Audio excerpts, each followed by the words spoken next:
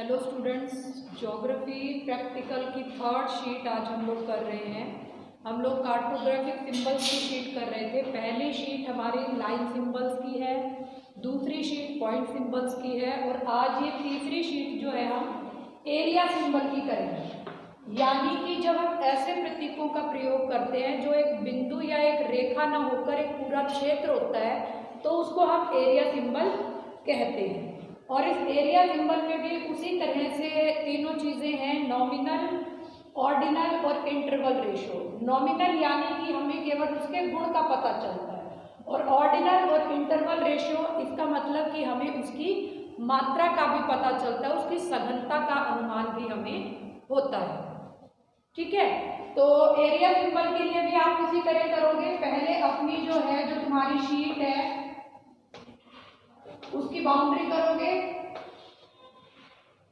Boundary करने के बाद हेडिंग वही आएगी, कार्टोग्राफिक सिंबल्स, फिर एरिया सिंबल्स और फिर जो है शीट को 3 पार्ट्स में डिवाइड करोगे। ठीक है, 3 पार्ट्स में डिवाइड करके नॉमिनल, ऑर्डिनल और इंटरवल रेशो जो है आप लिखोगे।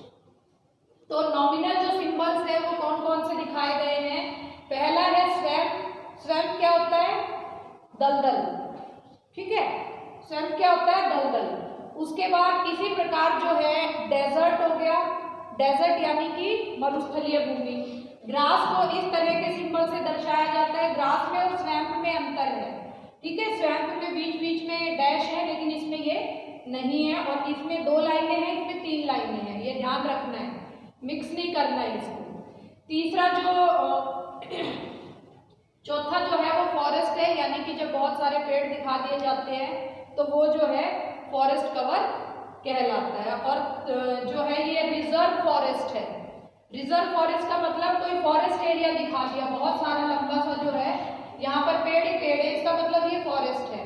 और उस फॉरेस्ट के चारों तरफ इस तरह डैश लाइन खींच दी गई और उसके बाद उसके साथ RF लिख दिया गया, यानी कि रिजर्व फॉरेस्ट, यानी कि संरक्षित जो है वो संरक्षण में है, सरकार के संरक्षण में है। तो इस तरह ये जो है रिजर्व फॉरेस्ट का साइन है। ठीक है, और इस तरह के एरिया सिंबल और भी बहुत सारे होते हैं, जैसे ग्रेवयार्ड का सिंबल था।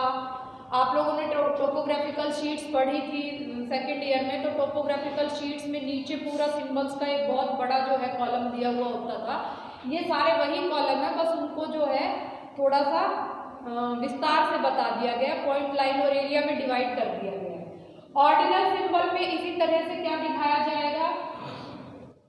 ऑर्डिनल सिंबल में जैसे मेजर इंडस्ट्रियल बेल्ट और माइनर इंडस्ट्रियल बेल्ट, यहाँ इन सिंबल से हमें पता चल रहा है, ना कि ये कम है और ये ज्यादा है, इसीलिए ऑर्डिनल के अंतर्गत आया है। जैसे पॉइंट सिंबल और लाइन सिंबल में भी हमें उनकी गहनता का पता चलता है ना, जो बाउंड्रीज थी वो लाइट से लेकर डार्क हो गई थी। इसी प्रकार यहाँ पर भी जो है हमें इनके मात्रा का पता चल रहा है कि ये छोटा है और ये बड़ा है। तो इस तरह से जब पूरा डार्क हो जाएगा तो ये जो है मेजर इंडस्ट्रियल बेल्ट हो जाएगा और जब इसको हम कोई शेडिंग देंगे तो ये माइनर इंडस्ट्रियल बेल्ट हो जाएगा। जरूरी नहीं है शेडिंग इससे डिफर भी कर सकती है, लेकिन ये हल्की होगी और ये गहरी होगी। मेन मुद्दा ये है कि ये हल्की होगी और ये गहरी होगी। इसी प्रकार हमारा तीसरा जो इंटरवल रेशियो है एरिया सिंबल में, इंटरवल रेशियो, इसको जब हम करेंगे तो इसमें कुछ विशेष तरह के मानचित्र बनाए जाते हैं। ठीक है, जिसको हम शेडिंग मेथड कहते हैं या कोरोप्लेथ मैप, जो है आपने किया होगा अपने स्कूल की प्रैक्टिकल्स में किया होगा कोरोप्लेथ मैप, यानी कि जहां पर आप इस तरह की शेडिंग से जो है मानचित्र बनाते हैं, है ना। ठीक है, तो ये जो है गहनता का पता चल रहा है हमें। इसका मतलब है कि जैसे यहाँ पर पॉपुलेशन डेंसिटी यानी कि जनसंख्या का घनत्व दिखाया गया है और ये जनसंख्या का घनत्व जो है प्रति व्यक्ति प्रति वर्ग किलोमीटर में दिखाया गया है। तो यहाँ पर जो है हम इसको क्या करते हैं, यहाँ पर इसको जो है डैश में जो हल्की जो आभा है वो पहले लेते हैं। कम घनत्व का मतलब है कि उनसे हमें हल्की शेड से दिखाना है और जब जो है घनत्व बढ़ता जाएगा तो हमारी शेड की गहराई भी बढ़ती जाएगी। समझ में आ रहा है ये कि जो जैसे जो कम जनसंख्या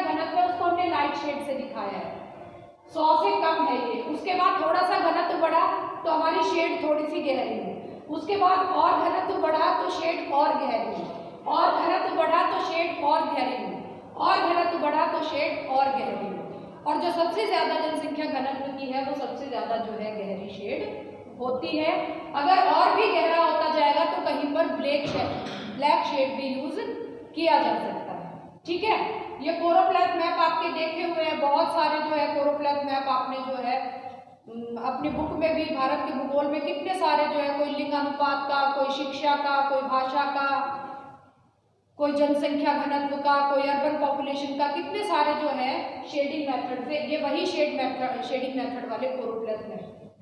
ठीक है, इसी प्रकार की शेडिंग मेथड को जो है हम विभिन्न प्रकार की रेखाओं में भी प्रयोग कर सकते हैं। जैसे यहाँ पर हमने एलिवेशन लिखा है, जो आइसोप्लाथ मैप हम बनाते हैं, है ना, आइसोप्लाथ मैप बनाते हैं ना, यानी कि ये मैप हो गया और उसके बाद ये लाइन तो हमने खींच दी कि ये 10 डिग्री है, ये 20 डिग्री है, ये 30 डिग्री है ना, इस तरह के मैप बनाते हैं।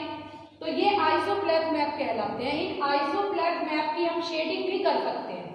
इसी तरह से शेडिंग कर सकते हैं कि यहाँ इसको जो है हमने लाइट शेड दे दिया क्योंकि ये सबसे कम है, उसके बाद इसको जो है थोड़ी सी गहरी शेड दे दी क्योंकि ये थोड़ा सा ज्यादा है, 10 और 20 के बीच में। यह कुछ भी हो सकता है, हमारी हाइट तो नहीं हो सकती, वर्षा हो सकता है, तापमान हो सकता है, कुछ भी मान लीजिए आप इसे।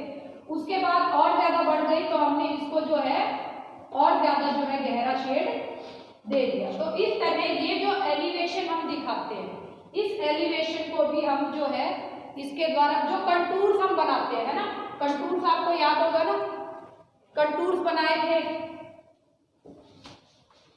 एलिवेशन का मतलब एक्चुअली कंटूर लाइन से ही है। कंटूर बनाए थे ना, ये 500 मीटर का हो गया, ये 400 का हो गया, ये 300 का हो गया, है ना, कंटूर लाइंस। तो इनको जो है हम शेड भी कर सकते हैं।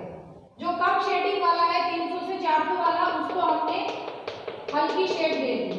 ठीक है, उसके बाद 400 से 500 वाले को हमने थोड़ी सी गहरी शेड दे दी, डैश कर दिया, और उसके बाद जो है जो अंतिम है उसको हमने और ज्यादा जो है गहरा कर दिया। तो इसका मतलब हम इसमें एलिवेशन भी दिखा सकते हैं। समझ आए? इसमें जो है हम केवल घनत्व की बात कर रहे हैं या इस तरह की उसकी बात कर रहे हैं, और इसमें हम एलिवेशन की बात कर रहे हैं। तो इस प्रकार ये इंटरवल रेशो हो गया। जब आप अपनी शीट बनाओगे तो शीट के स्पेस के अकॉर्डिंग देख लेना।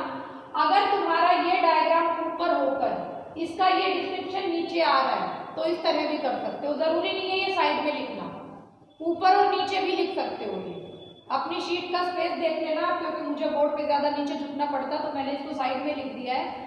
अपनी शीट पर आप इसको ऊपर और इसको नीचे बना सकते हो। ठीक है, ये यहाँ इसके नीचे आ सकता है। इसी प्रकार ये वाला है कि इसको आप इसके नीचे कर सकते हो। ये तो ऊपर नीचे है ही बिल्कुल, और ये इसी तरह से बनेगा।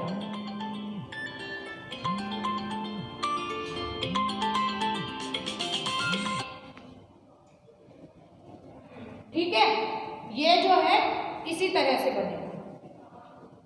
तो ये जो है आपकी 3 शीट हो गई, पॉइंट सिंबल, लाइन सिंबल और एरिया सिंबल। इसको आप कंप्लीट करो बेटा। इसके आगे की जो शीट है ना तुम्हारी, जो थर्ड जो यूनिट है प्रैक्टिकल की, डिस्ट्रीब्यूशन मैप, वो बहुत लेंथी है, 10 मैप उसमें बनेंगे। और ये तो तुमने बहुत आसानी से बना दी, उसमें सारी इस तरह की शेडिंग देके मैप है। तो शेडिंग देके मैप का मतलब ये है कि तुम्हारा ट्रेसिंग का काम और ये सारी चीजें बहुत ज्यादा हैं, इसलिए इसको साथ साथ करेंगे तो ही ये कंप्लीट होगा। और एक दिन में एक शीट से ज्यादा के बारे में नहीं बताया जा सकता है। ठीक है, तो इसको जो है सीरियसली लो, जो शीट बताई जा रही है उनको साथ साथ बनाओ ताकि ये बोझ ना बने।